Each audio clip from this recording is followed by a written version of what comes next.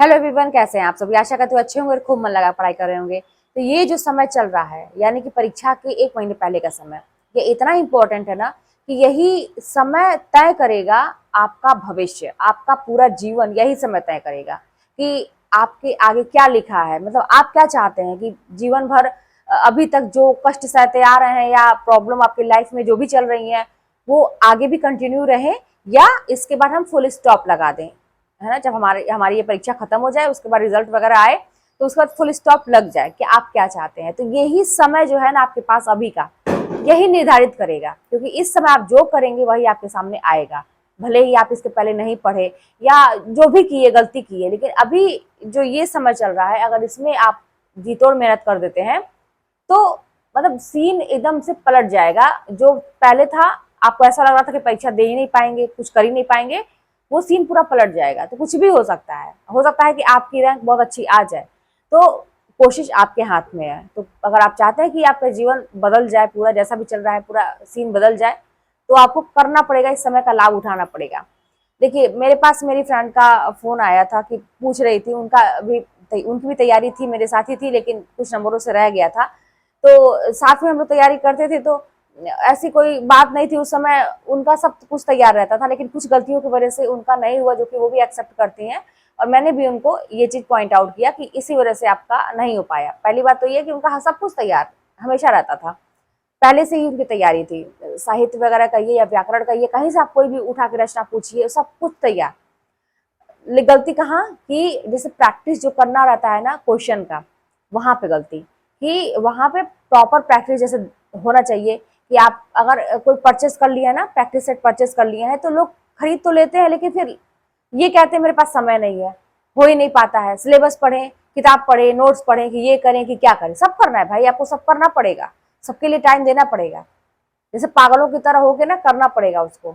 तो ये गलती ना कि मैनेज नहीं एक कर पाना किसी एक ही चीज को, वो भी आधा अधूरा, मतलब छोड़ते हुए पढ़ना, ये सारी चीजें उन्होंने की थी गलतियां। ऊपर से चलिए ये सब तो ठीक थी, उनकी तैयारी अच्छी थी, मान लेते हैं बहुत अच्छी तैयारी थी, उन्होंने जो भी किया उनको ये कॉन्फिडेंस था कि मैं कर लूंगी। उसके बाद से जब एग्जाम हॉल में जाने के बाद जो होता है ना कि कहते हैं कि दिमाग चकरा जाता है, क्वेश्चन पेपर देखते ही लगता है कुछ आ ही नहीं रहा है, मेरे साथ भी ऐसा था। तो लेकिन वहां पे अपने आप को एकदम शांत करना पड़ता है, ये चीज वहां पे उनकी नहीं हुई, और हड़बड़ाहट में बहुत सारे क्वेश्चन आते हुए क्वेश्चन गलत हुए थे एग्जाम हॉल में। तो आपको सब कुछ बैलेंस करते चलना है। मैं कह रही हूँ ना कि यही जो समय है, आपके अंदर जो प्रतिभा है, आपके अंदर जो भी चीज है, आप क्या है, वो सब निर्धारित करेगा यही समय।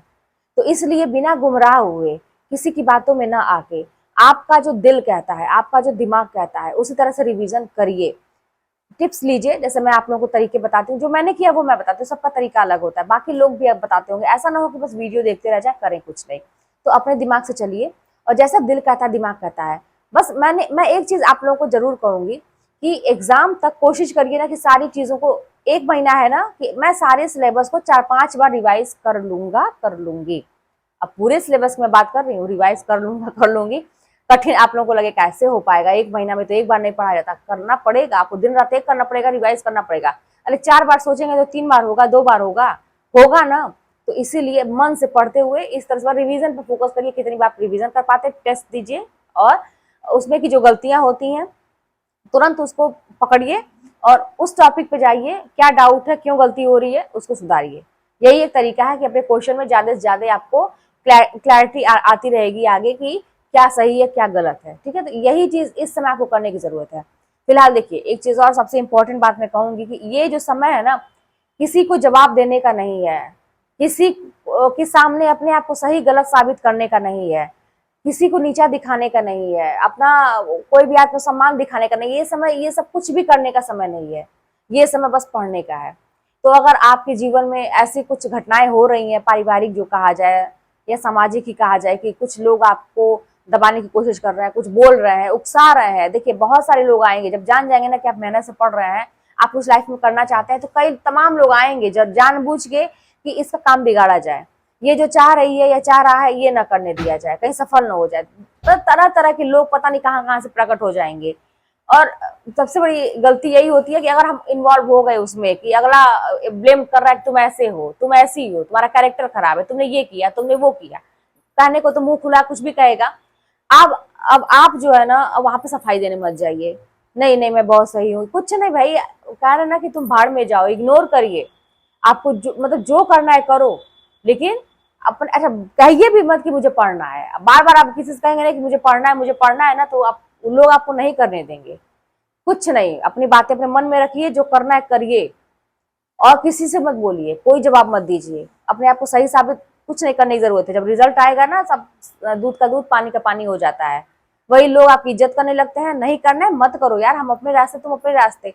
तो इस तरह से करके अपनी लाइफ में अपने जीवन बनाइए, क्योंकि मैंने ये महसूस किया है कि जब आप तकलीफ में रहते हैं कोई नहीं आता है सहयोग करने के लिए। बहुत कम ऐसे लोग होते हैं जो आते हैं, वो गिने चुने लोग, जिससे आपको उम्मीद रहेगी वो कतई नहीं आएगा। पैसे घर जाएंगे, कोई नहीं देने वाला है। मतलब कोई भी, अगर आप जितने तकलीफ में रहेंगे उतना ही लोग आपको अकेला छोड़ देते हैं। तो फिर जब तकलीफ में मुसीबत पे कोई नहीं पूछता है, पैसा कोई देने नहीं आएगा, बाकी चीजें हमको अपने ही मैनेज करनी है, टेंशन है चाहे जो भी अपने ही हैंडल करना है, तो फिर जब हम अपने दिमाग से करना ही शुरू कर दिए तो फिर बीच में किसी का इंटरफेयर नहीं चाहिए। ये सोच के थॉट, कोई आए हमारी जिंदगी में तो ठीक, नहीं आए तब भी ठीक, हम बहुत ठीक है। अकेले में खुश रहना सीखिए। ज्यादा ग्रुपिंग करेंगे या बहुत सारे लोगों का साथ खोजेंगे तो आगे नहीं बढ़ पाएंगे। अकेले जितना तेज चल लेंगे ना, उतना किसी के साथ नहीं चल पाएंगे।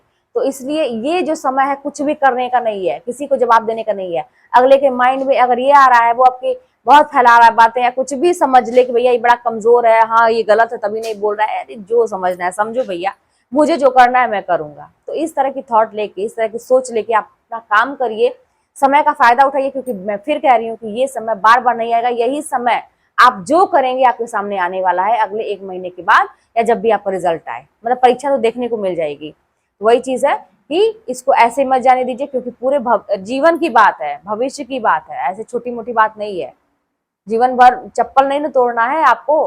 कहीं ऐसे छोटे मोटे जॉब खोजते रहिए, प्राइवेट जॉब खोजते रहिए, वहां पे आपको दौड़ाएंगे, पैसे कम देंगे, बहुत सारी चीजें होती हैं, आप लोग करते होंगे, जानते होंगे। अपनी एक वैल्यू बनानी है, कीमत बनानी है, चैन से रहना है, कुछ अच्छे पैसे आएंगे, हम अपना ड्रीम पूरा कर पाएंगे, जो भी हम देखें कोई सपना।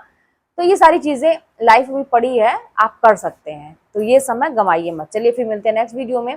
कोई बात होगी तो कमेंट के माध्यम से बताइएगा, चैनल पर सब्सक्राइब करिएगा, शेयर करिएगा। मिलते हैं नेक्स्ट वीडियो में।